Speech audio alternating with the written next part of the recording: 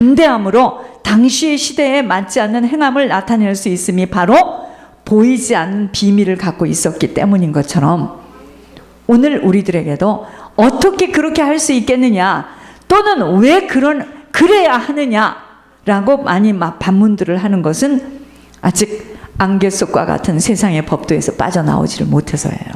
예를 들면 저희 교회에서 2016년 5월부터 내가 노트를 보니까 매주 만불이 아니에요. 만불 이상씩 예물이 올라가는 것에 대하여 이성으로는 이해가 가지 않고 또 어떤 분들은 그럽니다. 하나님께 물어보세요. 왜 정 목사님만 그렇게 고통을 겪어야 됩니까? 왜 형편에 맞지 않는 고통을 치러야 하느냐고. 여러분 이것은요 히브리서 11장 믿음의 사람들의 고백처럼 바랄 수 없는 것을 바라며 나아가는 걸음걸음의 훈련 속에 하나님이 하시는 일들을 보며 따라오는 믿음의 행보일 뿐이에요. 영혼들을 천국으로 인도하고픈 소망이 모아져서 오늘 바랄 수 없는 일들이 지속되어짐에 사단은요 발악을 합니다. 덤비고 있으면서 조이고 또 조여대는 본격적인 전략을 세우며 싸움이 시작되어진 것이지만 담대함으로 두렵지 않으면 아버지만 이루실 수 있는 일에 아버지가 하시도록 아버지께 간구하여 승리의 계가를 부르게 됩니다. 여러분 지금 사단이가 여러분이 들으면 놀래. 얼마나 무섭게 조이는 줄 아세요? 좌우 사방을 딱 가지고 막 이거 봐라. 저게 겁도 없이 오직 믿음의 증인들이 더 나은 본향을 찾는 소망 때문에 담대함과 강건함으로 목숨을 내놓고 달려간 길이 오늘 모델로 쓰여진 것입니다. 믿음의 싸움에는요 담대함이 없이는 승리할 수 없어요. 예수님에게 해를 끼치게 하였던 것처럼 광야길에 끊임없이 우리들의 발꿈치를 밟겠다고 쉬지 않고 덤비는 사단이 있기 때문이에요. 사단이 있어요. 사단이 사람을 통해서 얼마나 역사하는 줄 아세요? 우리들의 매일의 삶은 하나님의 선한 뜻을 추구하며 살아가는 하나님 나라의 시민이 되느냐 아니면 욕심에 미혹되어서 사단의 노예가 되느냐의 갈림길 선상에 지금 놓여 있습니다. 내가 하나님의 시민으로 사느냐 아니면 내가 지금 사단의 노예가 돼서 벌벌 떨고 내 형편과 내 거에만 나만 유익하도록 천국이 안 보여진 거죠. 여러분 천국이 보여지면 그렇게 되지 않습니다. 하나님을 기쁘시게 해드리지 못하는 하나님의 법을 거역하는 죄 때문에 모든 문제가 오는 것으로 죄는요 하나님과의 관계가 바르지 못한 것으로부터 발생하는 거예요. 반드시 기억해야 할 것은 하나님과의 관계가 깨어지는 삶은요 사람과의 상호 간의 관계도 모두 다 깨어지게 되어 있습니다. 자신들에게 공경에 빠졌을 때 상대를 원망하고 자신을 정당화시킴이 죄로 인한 결과인데 이때 하나님은 모든 것을 아시는 분으로 그런 나에게 진실과 잘못에 대한 겸손한 회개를 요구하고 계시지만 거의 다 사람들이 소경된 만큼은 깨닫지 못해요. 죄를 짓게 되면은요 자기 합리화를 먼저 시킵니다. 그리고 책임 회피를 하게 돼요. 이것이 곧 하나님을 기만하는 일입니다. 그래서 하나님은요 죄를 정말 미워하십니다. 그래서 죄에 대해서는 철저히 보응을 치르게 하시며 죄를 미워하지만 회개하는 죄인은 한없는 사랑으로 용납하시기에 담대함으로 항상 주님 앞에 모든 것을 직고하고 나아가는 은혜의 자리를 놓쳐서는 아니래요. 사람들은 어떤 절박한 상황에 부딪히면 먼저 자신이 숨을 만한 안전한 곳을 본능적으로 찾아요. 누군가의 시선을 피하여 도망치며 자기 자신을 가리우려고 애씀이 바로 죄악으로 오염된 모습입니다. 그것이요 벌써 내가 죄를 지면 도망갈 준비합니다. 그리고 피하려고 하고요. 죄로 인하여 파괴된 심성으로 일그러진 모습인데 죄를 지으면 지을수록 더 담대히 떳떳이 아버지 앞에 나오기만 하면 살 길이 있습니다. 내가 엄청난 죄를 지었다. 더 나와야 돼. 그래서 예수 믿는 우리는요, 얼굴이 상당히 두꺼워야 됩니다. 그래서 세상 사람들이 우리를 가지고 이렇게 손가락질하는 거야. 저것들은 양심도 없고 진짜 웃기다고. 예, 웃깁니다. 그렇지 않으면 지속 못해요. 죄를 지으면 지을수록, 잘못을 했으면 할수록 더욱더 하나님 앞에 담대히 나오는 거예요. 그러니까 제가 말씀드렸잖아요. 우리 교회에서 저한테 제일 뭘 많이 물어보고 야단도 제일 많이 받고, 그 사람의 영적 세계가 제일 먼저 열리는 걸 봤어요. 야단도 그렇게 많이 맞아. 하도 야단을 맞으니까 이 사람은 이제 야단을 맞았는지 칭찬을 하는지 알 게 아니야. 알 바가 없어. 그런데 물어요. 또 묻고 또 묻고 그래야 됩니다. 하나님 앞에 우리가 죄를 짓고 잘못을 하면 할수록 더욱더 하나님 앞에, 그게 도피성이야. 하나님 앞에 또 나와야 돼요. 하나님, 하나님, 하나님. 귀찮을 정도로. 귀찮은 게 뭡니까? 하나님 우리를 마다하지 않으세요. 모세는요, 먼저 담대함이 없을 때는요, 이미 자기를 상실했어요. 상실한 모습으로 무화과 나무로 자신들의 부끄러운 모습을 가리기 위한 가리개가 필요한 것처럼 숨어요. 담대함이 없으면 숨습니다. 공포에 떨면서 나무 뒤에 숨어 하나님과의 대면을 기피하며 불안해하는 아담, 하와처럼 사람들은 범죄하면은요, 하나님의 낯을 피해서 도망갑니다. 이상하죠? 모세는요, 이렇게 하나님을 거역한 자에 대해서 뭐라 그랬냐? 바람에 불린 잎사귀 소리에도 놀라 도망하기를 칼을 피하여 도망하듯 할 것이요, 쫓는 자가 없어도 엎드려질 것이라고 죄인을 묘사하였습니다. 레위기 26장 36절. 일단 죄를 짓게 되면 사람들은 담대함이 없어져요. 숨어버립니다. 피해버려요. 아무리 전화를 해도 받지 않아요. 말하기 싫어하지 않습니다.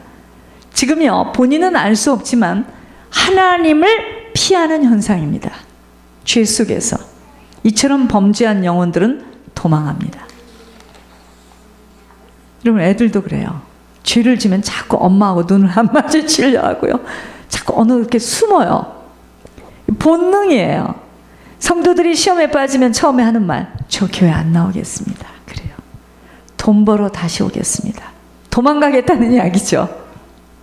본인은 지금 얼마나 죄 속에서 헤매이는 줄을 모르고 내뱉는 말에 사단은 고백을 딱 잡고 추적하기 시작하는 것입니다. 말씀을 거역한 요나가 도망갔었지만 욥기 34장 22절에 악을 행한 자는 숨을 만한 흑암이나 어두운 그늘이 없느니라.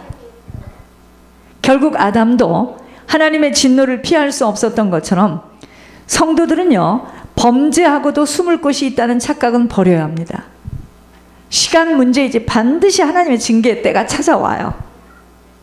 안 오면 좋겠는데, 그토록 죄를 짓게 되면 반드시 책임 전가를 하게 되어 있습니다. 자기가 죄를 지쳐 책임 전가를 다른 사람에게 해요. 모세가 시내산에서 40일 동안 하나님께 십계명을 받으러 올라갔는데 내려오지를 않으니까 아론이 그 사이를 못 잡아서, 응? 백성들이 막 난리를 치니까 그래. 그러니까 마음이 연약하고 우유부단하면 큰일 납니다. 너희들 가지고 온 금붙이 다 내놔봐 해가지고 금송아지를 만들어 놨어요. 그때요, 모세에게 책망을 받자 아론이 뭐라 그러죠? 그 책임 전가를 백성에게 해요. 예수님을 재판했던 빌라도가 예수님의 죽음과 자신과는 아무런 상관도 없고 그것은 오직 너희들의 책임이야, 군중의 책임이라고 손을 씻으면서 책임 전가를 하죠. 나는 몰라 이제. 모르는 것은 이 책임 전가로는 죄값을 용서받지 못합니다. 무슨 말이냐면 저 사람 때문에 그랬어요. 누구 때문에 그랬어요. 내가 그런 상황이기 때문에 그랬어요. 내가 조인간하고 살아서 그랬어요. 내가 눈이 안 보였어요. 귀가 안 들려요. 내가 심장이 약해요. 곧 이 땅에서 이야기지 하나님하고는 안 통해요.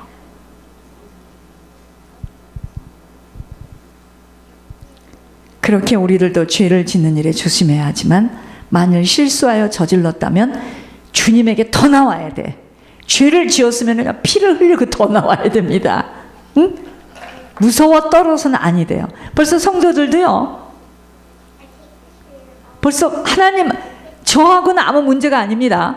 하나님하고 뭐가 막혀있죠. 그럼 막 이렇게 빙글빙글 뒤로 이렇게 살짝 돌고요. 어떤 사람은 또 묻고 또 묻고 또 묻고 와서 또 물어요. 벌써 눈동자가 본인들은 모르죠. 하나님하고 이게 지금 안 맞은 거예요. 자신의 죄를 자복하고 인정하는 자가 되는 것이 모든 문제를 풀 수 있는 근본적인 열쇠를 가진 마스터 키는 뭐냐면요. 내 죄 때문이구나. 나구나. 나다. 어떤 일에도 핑계를 대거나 책임 전가를 돌려서는 지속적으로 사단에게 끌려다니다 끝나는 인생이 됩니다. 우리가 자꾸 책임 전가를 하죠. 그러면 사단이가 계속 절레절레 똥마려운 강아지처럼 나를 따라다니면서요. 다음 사건을 일으키기를 부추겨요. 결국 우리들을 무너뜨리는 것들은 사단의 아주 적은 유혹거리들입니다. 이런 적은 것에는 별로 주의를 기울이지 않기 때문에 이 적은 구멍이 나중에는 큰 방주를 헐게 된다는 것 아셔야 합니다. 약속을 못 지키는 큰 약점을 가진 자들을 자세히 살펴보면요, 공통점이 있습니다. 그 약속에 대해서 별로 주의하지 않아요. 어떻게 되겠지. 또 그때 가서 돌려쳐서 해결하는 것에 대하여 능숙능란한 기법이 남들보다도 뛰어납니다. 굉장히 대범해요. 이것이 바로 사단이 쓰고 있는 유혹거리입니다. 저 같은 경우에요. 제가 말씀드릴게요. 뭘 줘야 될 것 날짜 그걸 적어놓고요. 또 고민하고 또 고민하고 또 고민하고 줘야 될 것을 못 주는 거에 대해서 나는 병이 나고 말아요. 그래서 저는 절대로 일을 저지르는 형이 아닙니다. 제가 여기 들어올 때도요. 확답받고 안전해서 확인하고 확신한다 해서 들어왔어요. 저 그냥 무작정 들어오지 않습니다. 저 굉장히 꼼꼼해요. 근데 제가 이번에 실수한 것은 제가 아직도 너무 사람을 의지하고 있는 것을 내가 봤어요. 저를. 하나님 그걸 기뻐하지 않습니다. 이것이 바로 사단이 쓰고 있는 유혹거리예요. 하나님은 절대로 그러한 자들에게 하나님이 나타나실 수 없어요. 왠지 아세요? 사단이 붙들고 있어요. 그런 사람들은요, 기가 막힙니다. 이 머리가. 이 대처하는 방법이요, 착하면 착. 우리 같은 사람은요, 길도 한 길로 가면 그 길로만 가. 유통성이 없어요. 융통성이 없어요. 그러니까 손이 매주지. 어젯밤에 또 어쨌는 줄 아세요? 가습기를 물을 넣느라고 아무리 뚜껑을 닫아도 안 닫아 내가 속을 또 정정로를 욕했어요. 이딴 것을 내 방에다 갖다 놔가지고 이 밤에 나를 이렇게 고생을 시키는구나. 그래서 물벼락 맞았습니다. 어제 내가. 그래서 그냥 그 물이 떨어져서 거의 그냥 물이요. 그 종이 한 박스 사온 거. 하나님이 이래, 너는 언제 인간이 될래? 하고 물벼락을 맞아서. 융통성이 없어요, 저는. 그걸 잘해서 이렇게 닫아야 되는데, 왜 이게 안 닫히느냐 이거예요. 그러니까 또 적고, 자, 렌트비를 이때다. 그럼 저는요, 주고 나면 그 다음 달부터 딱 돌아서면 렌트비. 제가 그래서 이 심부름을 여기까지 온 거예요. 그러니까 막 미칩니다. 미쳐. 예물 때문에 미치는 거예요. 자, 제가 이 적은 개척교회를 하면서 얼마든지 포기할 수밖에 없는 상황과 여건과 말할 수 없는 어려움 속에서 100번도 넘게 포기할 수밖에 없는 환경이었습니다. 지금까지도 오늘 이 시간에도 아니 되기에 그만해야지, 포기한다는 생각을 저는 해본 적이 없어요. 예물을 못 올리는 상황이 오는 것은 죽는 그날이지, 그런 날이 내겐 없다라는 마음을 갖고 달려오며 말로는 표현할 수 없는 부끄러움, 낭패감, 많은 감정들이 오고 갔지만 믿음의 경주라는 단어를 붙들고 어떤 수단과 방법을 동원해서라도 지속해야 한다는 일념 하나로 달려왔는데, 모든 것은요 다 아버지께서 하셨어요. 오병이어의 기적이었습니다. 그렇지만 돌아서면 예측을 불허하는 환경이에요. 아버지는 그런 저를 지금 엄청 훈련하시면서 오직 사람이 아닌 나 예수가 한다는 것을 보여주고 계시는데, 제가 이 정점에서 담대하지 못하고 주저앉아 버리면 아버지의 뜻은 이루어질 수 없게 됨이, 사단은 수없이 저한테 이럽니다. 이제 그만, 안 되지 않는가? 아무도 너를 도울 수 없는데 너 그러다 죽어 쓰러진다. 막 머리가 빠져요. 여기가. 내 주변을 보아라. 네가 지금 누구를 신임할 수 있겠느냐? 아무도 없어. 이제 그만 못하겠다고 말해봐 하면서 얼마나 강교하고 집요하게 저를 괴롭히지만, 전 아무런 기약이 없는 환경에서도 담대하기만 해짐이 왜 그런 줄 아세요? 천국과 지옥을 너무 깊이 보았어요, 제가. 그래서 포기가 안 됩니다. 미안, 사단, 미안. 포기가 안 됩니다. 제가 특히 지옥을 내가 너무 깊게 봤어요. 지금도 제 귀에서, 저는요 이렇게 길을 가다가요 조금 아주 깊은 무슨 하수구 같은 걸 보면은요, 난 그 생각밖에 안 나요. 사람들이 죽어서 지옥에 떨어질 때 저렇게 떨어지지. 너무 깊게 들었어요, 제가 기억을. 어떤 사람은 지옥을 떨어졌는데 떨어지자마자 양쪽 벽에 유리로 다 박아놨는데, 유리 깬 거 있죠. 유리 깬 것을 다 박아놨어. 그러니까 거기를 지나가려면 이게 살점이 다 떨어져 나가는 거예요. 으악 하면서 들어가요, 지옥을 들어갈 때. 이런 걸 제가 너무 깊게 들었어요. 그래서 사람이 죽어서 지옥에 간다라는 게 저한테는요 너무나 무서운 거예요. 그래서 이 예물을 올리는 것이 힘듦이 그거보다는 쉬운 거야, 나한테는 지금. 아무도 저 이해 못합니다. 아버지는 그런 저를 지금 훈련하시면서, 사단은 지금도 숨을 쉬고 있는 동안은 집요하게 하나님을 믿는 자들을 괴롭히겠다고 혈연을 통해서 약을 올리며 갖은 방법을 다 합니다. 참 조잡해, 사단은 하는 짓이. 풀무불은요 듣고 놀라는 어떤 이야기가 아닙니다. 풀무불을 안 들어가기를 우리는 원하고 있지만 풀무불 속에서야 주님을 만나게 하시는 섭리입니다. 자, 사단이 제일 좋아하는 사람이 어떤 사람인지 알려드릴게요. 정확하지 않고 늘 가리고 덮고 이중적인 사람. 사단은 저 같은 사람 진짜 신경질 납니다. 사단은 저를 쳐다보기도 싫고 제 목소리는 지겨울 거야 아마. 다 까발치니까. 말과 행동이 전혀 맞지 않는 사람. 남의 말에 온 신경을 다 쏟고 그 말에 휘청거리는 자. 참 좋아합니다. 자신의 목표가 무엇인 줄 줏대가 흐려서 우유부단한 자. 겁이 많고 늘 자신감이 없으면서 놀라기를 쉽게 하는 자. 육신의 어려움을 견뎌내지 않고 할 수만 있다면 편하고 유익한 쪽으로 자신을 내던지는 자. 난 이런 가정에서 이렇게 태어나서 그렇게 약하지요. 이런 말은 천국길 가는 길에 절대로 해서는 아니 되는 핑계입니다. 천국길은 끊임없이 자신을 단도리하며 채찍하며 성품을 개조하면서 죄를 자르며 회개하며 힘쓰고 애쓰며 질주할 때 간신히 들어가는 아주 좁고 협착한 길이었습니다. 담대함을 갖고 항상 언제나 죽으면 죽으리라는 각오로 아버지 앞에 서야 하는 습성부터 바꿔줘야 하겠습니다. 절대로 쉽지 않은 길이 천국길입니다.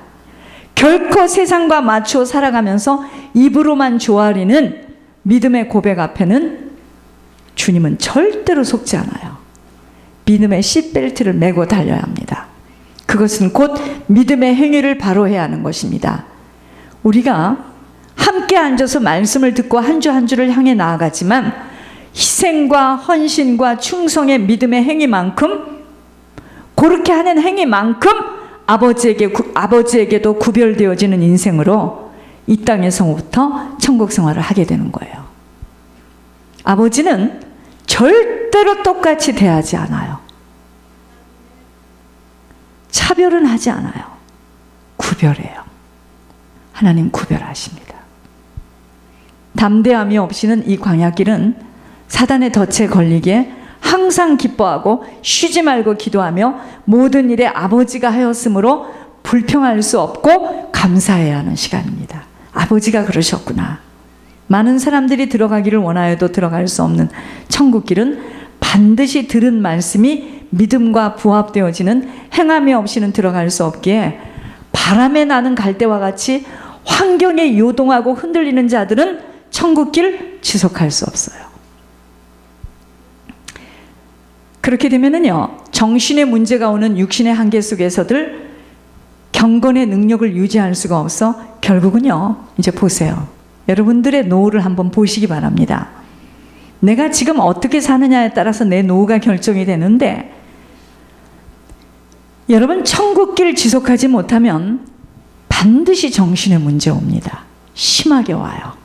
그래서 침상에서 노후를 맞지 않으려면 담대함으로 아버지의 보좌 앞에 부지런히 나와 회개하고 열심을 품고 주를 섬겨야 합니다. 왠 줄 아세요?